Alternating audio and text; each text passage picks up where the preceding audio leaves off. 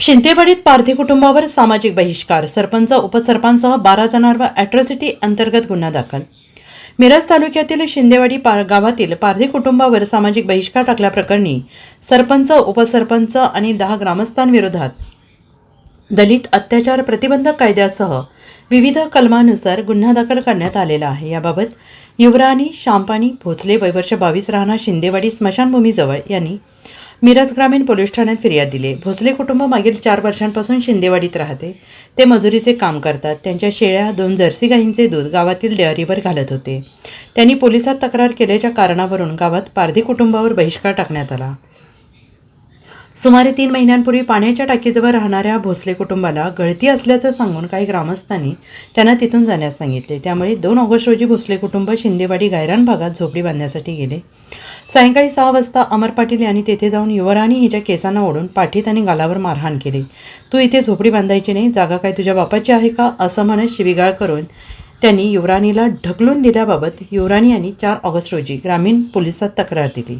या तक्रारीमुळे गावातील शंकर पाटील, अमर पाटील, बिटी पाटील, काका पाटील, सदा पाटील, अविनाश पाटील, पोपट यमाने यांच्यासह सरपंच, उपसरपंच, गावातील किराणा दुकानदार, कुमार, डेअरीवाला आणि पिठाची गिरणीवाला यांनी ग्रामसभा घेऊन पारधी कुटुंबाला मदत न करण्याचे ठरवल्याची तक्रार आहे. यामुळे गावात पारधी कुटुंबाला किराणा दुकानदाराने माल देणे बंद केले, डेअरीवाल्याने दूध घेणे थांबवले, गिरणीवाल्याने दळण दिले नाही. पाण्याचा पुरवठा 5 दिवस बंद करण्यात आल्याचं शंकर पाटील यांनी पारध्यांना गावात राहू देणार नाही असं धमकावल्याचे तक्रारीत म्हटलं आहे. या प्रकरणी गावचे सरपंच, उपसरपंचांसह 12 जणांविरोधात सामाजिक बहिष्कार, मारहाण, धमकी, अनुसूचित जाती जमाती अत्याचार प्रतिबंधक कायद्यानुसार गुन्हा दाखल करण्यात आला आहे.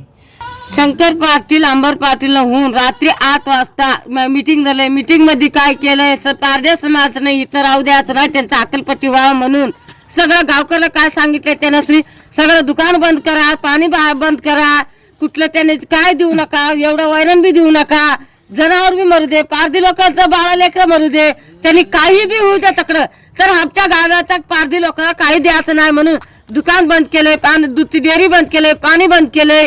आम्ही कुठं जाऊ सर? पोरगाला शाळेला पाठवलं तर शाळेला पैसे जाऊ देत नाही, शाळेपासून पाठवून देतोय, शाळेला बी लेकराला जाऊ देत नाही. जग मागायला गेलं, आम्हाला दादा तेल दे, हे दे म्हणून मागायला गेले तर दुकानचं माणसं काय म्हणतात, आला जावा जावा म्हणतात. दूध जर घेऊन गेलं तर दूधच्या डेअरीला काय म्हणतात, हे पारद्याचं दूध घ्यायचं नाही, पारद्याचं लई हकलून द्यायचं, पारद्याचं दूध द्यायचं नाही म्हणून एवढं दूध मात्रा व्हायला सर. आता ते दूध मात्रा व्हायला नंतर आता काय आम्ही काय खाऊन जगावं? लेकरं बाळ उपाशी, दिवसभर आमचं मुलं बाळा उपाशी, सगळं जर्सी गाम उपाशी, म्हशी उपाशी आहेत, त्यांना वैरण नाही, पाणी नाही, लेकरांचं जेवण नाही, पाणी नाही, हाय तसंच आम्ही बसलोय सर. आंघोळीला सगळं पाणी नाही, आंघोळीला सोड, मूठ तांबे पियाला पाणी नाही. आम्हाला कशी वाचावं, कशी जगावं? हे गावकऱ्यांनी आम्हाला कुठं जागा दे म्हणलं तर आम्हाला जागा बी द्यायला झाले, जागा वागायला गेले तर आम्हाला हक्कलपट्टी करायला आलाय. आमची इलाजच चालू देत नाही सर. पहिल्यापासून माझी बहिणी जिवंत होतं, त्यापासून जर जागा दिला असतं 1 गुंठा कुठं तर आम्ही तिकडे थांबत होते की सर. आम्हाला कुठं बी इथं कुठं थांबू देत नाही, काही नाही. आता थांबायला घेतलं तर आमची जागा आहे, तुमची जागा म्हणजे सगळं जागा धरले. हे आम्ही हे पैसे भरले, ते पैसे भरून ते उगाच सांगून आम्हाला मारहाण करून आम्हाला पाठवून देणार आहे म्हणाला. मग आम्ही कुठं जावं सर? कुठं वाचावं? एवढं लेकरं बाळा घेऊन, बारका एवढं लेकरं बाळा घेऊन आम्ही कुठं वाचाव? आम्हाला ना जेवायला पाणी नाही, का पाणी प्यायला पाणी नाही, काय करू आम्ही वाचाव?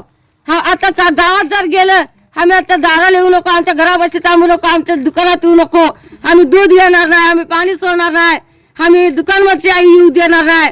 तुम्ही काय खाऊन जगणार आहे? जगा नाही तर हक्कलपट्टी करा म्हणाला. आम्ही काय म्हणा आपण हक्कलपट्टी करायचं? माझी मुलगीला पण आरग खिंदेवाडी या गावातील पारधी समाजाचे पुनर्वसन झाले असून त्या गावात गेले 4 वर्षे पारधी समाज गुन्हा गोविंदीने राहत होते. परंतु जे काय शिंदेवाडी पाण्याच्या टाकी आहे, पाण्याच्या टाकीमध्ये पूर्वी राहत होते. तिथं हे जरा जीर्ण टाकी झाल्यामुळं तिथील गावातील 1-2 नागरिकांनी सांगितलं, अरे इथून जावा, ही शासनाची जागा आहे, त्या जागेत राहावा तुम्ही आणि हे पाण्याची टाकी पडत. त्याप्रमाणे त्या लोकांचं ऐकून ते लोक झोपडी बांधण्यासाठी गायरांमध्ये तिथं लागूनच गायरांमध्ये झोपडी बांधत असताना त्याच